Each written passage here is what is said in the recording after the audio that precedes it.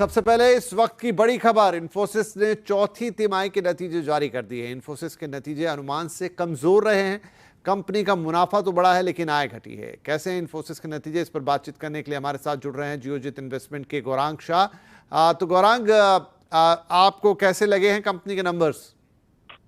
बहुत बहुत धन्यवाद मंच पर आमंत्रित करने के लिए। सभी को प्रणाम और शुभ संध्या हमारे तरफ से। तो जैसे आप अभी बता रहे थे और मैं प्रेस कॉन्फ्रेंस में भी सुन रहा था मैनेजमेंट को, और ऐतिहासिक स्तर पर अगर आप देखने जाए तो चौथी तिमाही के नतीजे जो आईटी क्षेत्र होते हैं तो वो थोड़े बहुत कमजोरी होते हैं, लेकिन थोड़ा बहुत जो अनुमान था उससे नीचे आए हैं आंकड़े।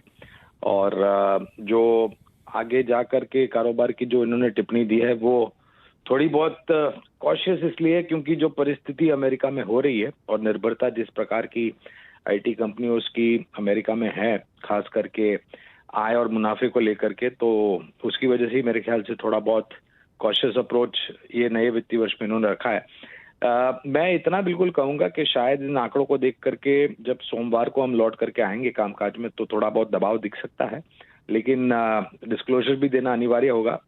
अगर लंबी अवधि का नजर आए तो आज के तारीख में हमारी निवेश करने की राय है इन्फोसिस में। मैं बात कर रहा हूँ लंबी अवधि के लिए, यानी कि 12 महीने, साल, 1.5 साल के समय सीमा से। जी, तो गौरांग, इन्फोसिस के लिए तो सारी बातचीत आपने बता दी, क्योंकि ये बड़ी कंपनी है और आईटी के लिए एक तरह से गाइडेंस का भी काम करती है। क्या और जो नतीजे इस रिजल्ट सीजन में हमें देखने लगभग इसी लाइन पे आते हुए दिखाई देंगे जहां तक आईटी कंपनीज की बात है, क्योंकि इस वक्त उन पे नजर सबसे ज्यादा? टीसीएस के तो देख लिए, विप्रो के देख लिए, विप्रो में निराशा थी, इन्फोसिस में इतना उत्साह नहीं था। बाकी रहे दो दिग्गज कंपनी एचसीएल टेक और टेक महिंद्रा। एचसीएल टेक मेरे ख्याल से आप ऐतिहासिक तौर पर जाए तो सभी दिग्गज आईटी कंपनियों की तुलना में थोड़े बहुत बेहतर आंकड़े हो सकते हैं। टेक महिंद्रा का मिला जुला सा रुझान रहेगा, ऐसा हमारा अनुमान है। लेकिन कुछ छोटी और मझौली जो आईटी क्षेत्र की कंपनी है वहां पर मैं उम्मीद लेकर चल रहा हूँ कि शायद थोड़े बहुत बेहतर नतीजे आ सकते हैं।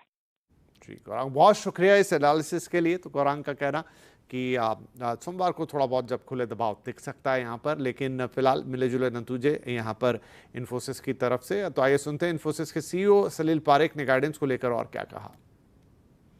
Based on what we see in the environment today and building on our large deal wins in the past quarters, our guidance for growth in financial year 2026 is 0% to 3% in constant currency terms. The environment is uncertain and we will execute our plans with agility while keeping a close watch on changes. Our margin guidance for the financial year 2026 is at 20% to 22%. अब बाजार की नजर शनिवार को आने वाले नतीजों पर होगी। शनिवार को एचडीएफसी बैंक और आईसीआईसीआई बैंक के नतीजे आने हैं। कैसे रह सकते हैं नतीजे, डिटेल्स लेते हैं अपनी सहयोगी दीपाली राणा से और मिताली जैन से। दीपाली, पहले आपके पास एचडीएफसी बैंक, किस तरह की उम्मीद लगाई जा सकती है इस बार नतीजों से?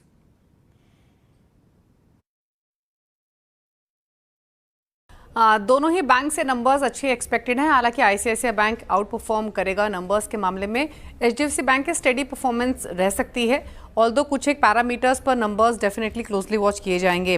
पहले नेट इंटरेस्ट इनकम की बात करें तो अनुमान यह है कि सालाना आधार पर 7-7.5% की ग्रोथ रह सकती है और 31,100 करोड़ के आसपास ये आंकड़ा आ सकता है। मुनाफे में भी 3-3.25% की ग्रोथ वाई बेसिस पे।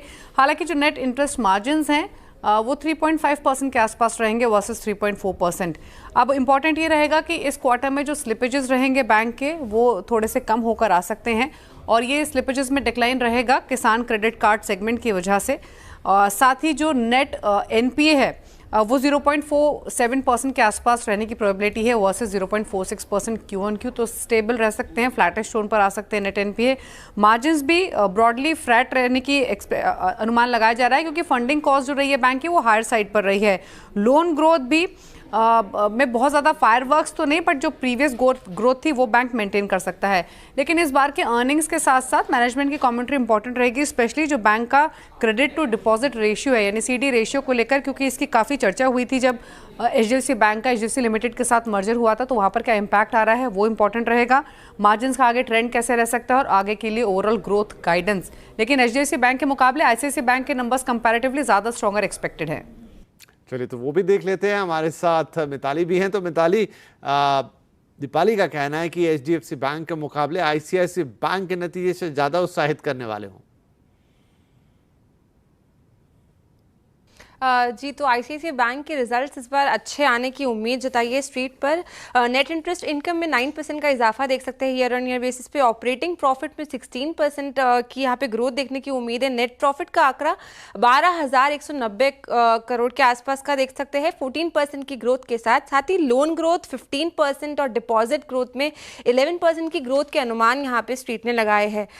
लोन ग्रोथ बढ़ने के कारण और डिपॉजिट ग्रोथ बढ़ने के कारण बिजनेस ग्रोथ Q4 में मजबूत बन सकती है। एसेट क्वालिटी में भी लगातार सुधार देखने को मिल रहा है, जो इस क्वार्टर में भी जारी रहने की संभावना यहाँ पे जताई गई है। साथ ही मार्जिन में भी बेहतर होने की संभावना है, जिससे प्रॉफिटेबिलिटी यहाँ पे इंप्रूव होती नजर आएगी। इसके अलावा क्रेडिट कॉस्ट में कमी और कॉस्ट रेशियो का स्टेबल रहना भी बैंक्स के लिए एक पॉजिटिव फैक्टर हो सकता है। क्वार्टरली बेसिस पे नेट इंटरेस्ट मार्जिन भी यहाँ पे सुधरते हुए नजर आ सकते हैं। इसके अलावा बॉन्ड यील्ड के गिरने से बैंक्स को ट्रेडिंग गेन्स भी मिलने के यहाँ पे आसार है, जो कि उनकी अर्निंग्स के लिए एक अच्छा सपोर्ट का काम मिलेगा। तो स्ट्रीट एक्सपेक्टेशंस तो यही है कि आईसीआईसीआई बैंक के नतीजे इस बार अच्छे आने वाले हैं। चलिए जी, बढ़िया बात है। आईसीआईसीआई बैंक के नतीजे अच्छे आ सकते हैं, ऐसी उम्मीद है। एचडीएफसी बैंक के भी नतीजे, दोनों बड़े नतीजे होंगे शनिवार के दिन, और सीएनबीसी आवाज पर आपको इनकी कवरेज मिलेगी और इनका डिटेल मिलेगा। इधर निफ्टी वीकली एक्सपायरी पर बाजार का जोश आज डबल हाई रहा। बाजार ने तेजी का चौका लगाया। सेंसेक्स निफ्टी करीब 2% तक की तेजी के साथ बंद हुए। सेंसेक्स 1509 पॉइंट चढ़ा और 78,553 पर, तो निफ्टी 414 पॉइंट चढ़कर 23,852 पर बंद हुआ है। निफ्टी बैंक में भी जोरदार तेजी रही है। आज के बाजार में निफ्टी बैंक ने करीब 2% से ज्यादा की बढ़त हासिल की। मिड कैप और स्मॉल कैप इंडेक्स ने भी अच्छी खासी तेजी दिखाई। सेक्टर वाइज बात करें तो आईटी को छोड़कर सभी सेक्टर इंडेक्स आज बढ़त पर बंद हुए हैं। इसमें बैंकिंग, इंफ्रा, तेल गैस ये शामिल रहे। साथ ही फार्मा, एनर्जी और ऑटो इंडेक्स में भी आज हरा निशान लगा। बाजार में थोड़ी राहत देखने को मिल सकती है। इस राहत की वजह क्या है, इसका डिकोड किया है इंडस्ट्री एक्सपर्ट सुनील सुब्रमण्यम ने। सुनील सुब्रमण्यम के मुताबिक अब भारत को लेकर एफआईआईज का आउटलुक बदलेगा। बैड न्यूज हो तो वो सर्टेनिटी बैड न्यूज, कितना बैड, कितना खराब, किसके लिए खराब, अगर ये क्लैरिटी मिलती है तो मार्केट अपने आप को एडजस्ट कर लेती है। तो पहली चीज है कि ये पॉज ही एक क्लैरिटी की चीज, यानी कि ट्रंप भी कुछ और वॉइसेस को सुनते हैं, खाली चाहे वो बॉन्ड मार्केट की वॉइस सुने, चाहे वो दूसरे देश के काउंटर अटैक की वॉइस सुने, जो भी है। तो एक चीज जो सामने आई है कि ट्रंप जो भी उन्होंने कहा उसी को इंप्लीमेंट नहीं करने वाले हैं।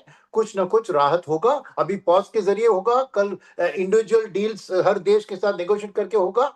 वो एक बात, ओवरऑल एक एफआईआई के मन में ये एक क्लैरिटी आ रही है। मैं रीजनेबल की टेरिटरी में लार्ज कैप को कहूंगा, मिड एंड स्मॉल कैप को अभी भी थोड़ी रीजनेबल से आगे हैं, क्योंकि उम्मीदें हैं कि मिड एंड स्मॉल कैप की अर्निंग्स बेहतर आएगी।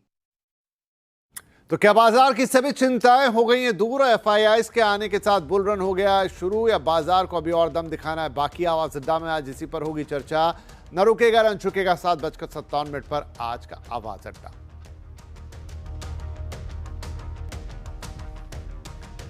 बॉम्बे स्टॉक एक्सचेंज के 150 साल पूरे हो गए हैं और बीएसई गौरवशाली 150 सालों का जश्न मना रहा है। इस मौके पर मुंबई में एक भव्य कार्यक्रम आयोजित आज किया गया है। इसमें वित्त मंत्री निर्मला सीतारमण के साथ साथ सेबी चेयरमैन तुहिन कांत पांडे भी शामिल हुए। वित्त मंत्री निर्मला सीतारमण ने कहा कि पिछले वित्त वर्ष में डीआईआईज ने 6.1 लाख करोड़ का निवेश किया, जो एफपीआई से भी ज्यादा रहा। यह निवेश भारतीय निवेशकों की परिपक्वता को दर्शाता है। In the last financial year, DIIs, the domestic institutional investors, recorded total inflows of 6.1 lakh crore, far outpacing the 1.3 lakh crore net outflows from FPIs. This transition of DIIs from a supportive to a dominant force underlines the growing maturity and depth of India's capital market. And I think this happening in the 150th year of BSE marks a major profile, impact changing profile to the Indian stock markets. बड़े corporates में governance failure का असर बाजार पर पड़ सकता है, ये कहना है सेबी चेयरमैन तुहिन कांत पांडे का। सीआईआई कॉर्पोरेट गवर्नेंस समिट में बोलते हुए सेबी चेयरमैन ने कहा कि वित्तीय स्थिरता को बनाए रखने के लिए ऐसे फेल्योर को रोकना जरूरी है। So governance failures in large corporates can have ripple effects across the market and economy. Preventing such failures is essential to maintaining financial stability. By mandating disclosures, board structures, and oversight mechanisms, we aim to create a self-regulating environment that encourages ethical and responsible corporate behavior. We are conscious that over-regulation can stifle growth and innovation. At the same time, too little regulations can also lead to decline in trust of stakeholders and adversely impact growth. Thus, there is a need for optimum regulation. Regulations need to be rationalized by removing what is no longer relevant and reducing overlaps. We need to move from a thinking of minimum compliance to maximum governance. Boards must rise above routine and ask difficult questions, and auditors and independent directors must act as gatekeepers of integrity.